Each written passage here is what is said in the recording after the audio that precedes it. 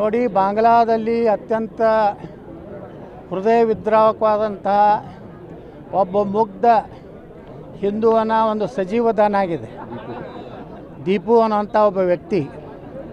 ಇದು ನೋಡಿಬಿಟ್ರೆ ಈ ದೇಶದಲ್ಲಿರುವಂತಹ ಅಕ್ರಮ ವಲಸಿಗಾರರೇನಿದ್ದಾರೆ, ಬಾಂಗ್ಲಾದೇಶದಿಂದ ಬಂದಂಥ ವಲಸಿಗಾರರಿರ್ಬೋದು, ರೋಹಿಂಗ್ಯಾಗಳು, ಇವರೆಲ್ಲರೂ ಒಂದಿಲ್ಲ ಒಂದು ದಿವಸ ನಮ್ಮ ದೇಶಕ್ಕೆ ಅಪಾಯಕಾರಿ. ಆದಷ್ಟು ಬೇಗನೆ ರಾಜ್ಯ ಸರ್ಕಾರ ಕೇವಲ ಮತದ ಸಲುವಾಗಿ, ಈ ಮತದ ಸಲುವಾಗಿ ಕಾಂಗ್ರೆಸ್ಸು ಮತ್ತು ಮುಸ್ಲಿಂ ಪರ ಇರುವಂತಹ ಓಟ್ಗಳ ಸಲುವಾಗಿ ದೇಶದಲ್ಲಿ ನುಸುಳುಕೋರನ್ನು ಬಿಟ್ಟಿದ್ದರ ಪರಿಣಾಮವಾಗಿ ಇವತ್ತು ಅವರು ಒಳಗೆ ಸೇರಿದ್ದಾರೆ. ಅವ್ರಿಗೊಂದು ಅಂತಿಮ ಗಡುವು ಕೊಡಬೇಕು. ಇಷ್ಟು ದಿವಸ ಭಾರತದಿಂದ ಹೊರಗೆ ಹೋಗದಿದ್ದರೆ ಅವ್ರನ್ನ ಗುಂಡಿಕ್ಕಿ ಕೊಲ್ಲಬೇಕು, ಇಲ್ಲಾಂದರೆ ನಮ್ಮ ದೇಶ ಉಳಿದಿಲ್ಲ. ನಾವು ಈಗ ಶಾಂತಿ ಮಂತ್ರ ನಡೆಯೋದಿಲ್ಲ, ಅವ್ರನ್ನ ಗುಂಡಿಕ್ಕಿ ಕೊಲ್ಲಕ್ಕೆ ಪ್ರಾರಂಭ ಮಾಡಿದ್ರೆ ಗುರ್ತಾಗ್ತದೆ ಜಗತ್ತಿಗೆ. ನಾವು ಸಹ ನಮಗೆ ಏನಾದರೂ ಸುಟ್ಟರೆ ನಾವು ನಿಮ್ಮನ್ನು ಸುಡ್ತೀವಿ ಅನ್ನೋಂಥ ಸಂದೇಶ ಹೋಗಲೇಬೇಕು. ಇಲ್ಲಾಂದರೆ ಇವತ್ತೇನು ಬಾಂಗ್ಲಾದೇಶದಲ್ಲಿರುವಂಥ ಹಿಂದೂಗಳು ಭಾಳ ಅತಂತ್ರ ಸ್ಥಿತಿಯಲ್ಲಿದ್ದಾರೆ, ಭಾಳ ಭಯದ ವಾತಾವರಣದಲ್ಲಿದ್ದಾರೆ. ಅದಕ್ಕೆ ಇಲ್ಲಿಂದ ಬಾಂಗ್ಲಾದೇಶಿಯರನ್ನ, ರೋಹಿಂಗ್ಯಾಗಳನ್ನು ಒದ್ದು ಹೊರಗೆ ಹಾಕಬೇಕು. ಅವ್ರಿಗೆ ಬೆಂಬಲ ಕೊಡುವಂಥವ್ರನ್ನೂ ಒದ್ದು ಹೊರಗೆ ಹಾಕ್ಬೇಕು. ಅವ್ರ ಜೊತೆ ಅವರು ಹೋಗಲಿ, ಕಳ್ಸೊಳ್ಳೆ ಮಕ್ಕಳು. ಅಲ್ಲಿರುವಂಥ ಹಿಂದೂಗಳನ್ನು ಭಾರತಕ್ಕೆ ತೊಗೊಂಡು ಬರಬೇಕು, ಅವ್ರಿಗೆ ಮತದಾನ ಹಾಕಿ ಕೊಡಬೇಕು, ಅವ್ರಿಗೆ ಎಲ್ಲ ರೀತಿಯ ಸೌಲಭ್ಯ ಕೊಟ್ಟು ಹಿಂದೂಗಳ ರಕ್ಷಣೆ ಮಾಡೋದು ಕೇಂದ್ರ ಸರ್ಕಾರ ಈಗಾಗಲೇ ಮಾಡ್ತಾಯಿದೆ. SIR ಏನು ತೊಗೊಂಡು ಬಂದಾರೆ.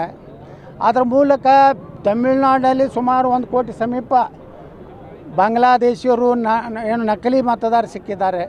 ಪಶ್ಚಿಮ ಬಂಗಾಳದಲ್ಲಿ ಸುಮಾರು 50 ಲಕ್ಷ ಸಿಕ್ಕಿದ್ದಾರೆ. ಬಿಹಾರದ ಚುನಾವಣೆಯಲ್ಲಿ ಸಹ SIR ಆಗಿದ್ದರಿಂದ ನಾವು ಒತ್ತಾಯ ಮಾಡ್ತೀನಿ ಕೇಂದ್ರ ಸರ್ಕಾರಕ್ಕೆ, ಕರ್ನಾಟಕದಲ್ಲಿಯೂ ಇವತ್ತು SIR ಬರಬೇಕು. ವಿಜಯಪುರ ನಗರ ವಿಧಾನಸಭೆಯಲ್ಲಿ ಸುಮಾರು 20,000 ನಕಲಿ ಮತದಾರಿದ್ದಾರೆ. ಒಂದೇ ಹೆಸರಿನ 4 ಮತದಾರಿದ್ದಾರೆ. ನಮ್ಮಲ್ಲಿ ಪ್ರೂಫ್ ಐತಿ, ನಾವು ಸುಮ್ಮನೆ ಮಾತಾಡೋದಿಲ್ಲ. ಮನೆ ಜಿಲ್ಲಾಧಿಕಾರಿಗಳು ಕೊಟ್ಟಿದ್ದೀವಿ. ಸುಮಾರು 19,500 ನಕಲಿ ಮತದಾರರು ವಿಜಯಪುರ ನಗರದ ಒಂದರಲ್ಲೇ ಇದ್ದಾರೆ. ಹೆಂಗಂದ್ರೆ ಉದಾಹರಣೆ ಅಂದ್ರೆ, ಒಬ್ಬೇ ವ್ಯಕ್ತಿ, ಅವನ ಹೆಸರು ಸಲೀಮು, ಒಂದು ಕಡೆ SALM ಅದಾನ, ಒಂದು ಕಡೆ SALEEM ಅದಾನ, ಒಂದು ಕಡೆ SALEM ಅದಾನ. ಅಂದ್ರೆ ಒಬ್ಬನೇ 3-4 ಕಡೆ ಮತದಾರ ಇರುವಂಥ ನಮಗೂ ಸಿಕ್ಕಿದೆ. ನಾವು ಜಿಲ್ಲಾಧಿಕಾರಿಗಳಿಗೆ ಪೂರ್ತಿ ಅವ್ರ ಹೆಸರು, ಅವ್ರ ಫೋಟೋ, ಆ 4-3 ಮತದಾರ ಏನು ಇದು ಐತಲ್ಲ, ಅದರಲ್ಲಿ ಫೋಟೋ ಒಂದೇ ಇದೆ, ಅದು ತಳಗೆ ಹೆಸರು ಅಟ್ಯಾಚ್ ಅಂತಿದೆ. ಇಂಥ ನಕಲಿ ಮತದಾನ ಮಾಡಿ ಕಾಂಗ್ರೆಸ್ ಕರ್ನಾಟಕದಲ್ಲಿ 136 ಸೀಟ್ ಗೆಲ್ಲಕ್ಕಾಗಿದೆ. ಅದಕ್ಕೆ ನಾನು ಕೇಂದ್ರ ಸರ್ಕಾರ ಒತ್ತಾಯ ಮಾಡ್ತೀನಿ.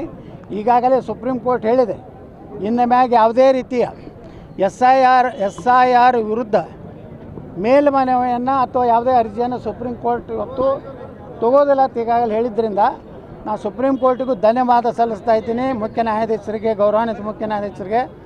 ಇಂಥ ದೇಶದ್ರೋಹಿಗಳು ಆ ಹಿಂದೂ ಸಮಾಜಕ್ಕೆ ಹುಟ್ಟಿರ್ತಾರೆ, ಆದರೆ ಹಿಂದೂಗಳ ಮತ್ತು ಭಾರತ ವಿರುದ್ಧ ಮಾತಾಡುವಂಥ ಹಲಕ ನನ್ನ ಮಕ್ಕಳಿಗೂ ಸಹ ಸರಿಯಾಗಿ ಬುದ್ಧಿ ಕಲಿಸ್ಬೇಕಂತ ನಾನು ಆಗ್ರಹ ಇದೆ. ಗ್ಯಾರಂಟಿ ನ್ಯೂಸ್, ಸುದ್ದಿ ಖಚಿತ, ನ್ಯಾಯ ನಿಶ್ಚಿತ.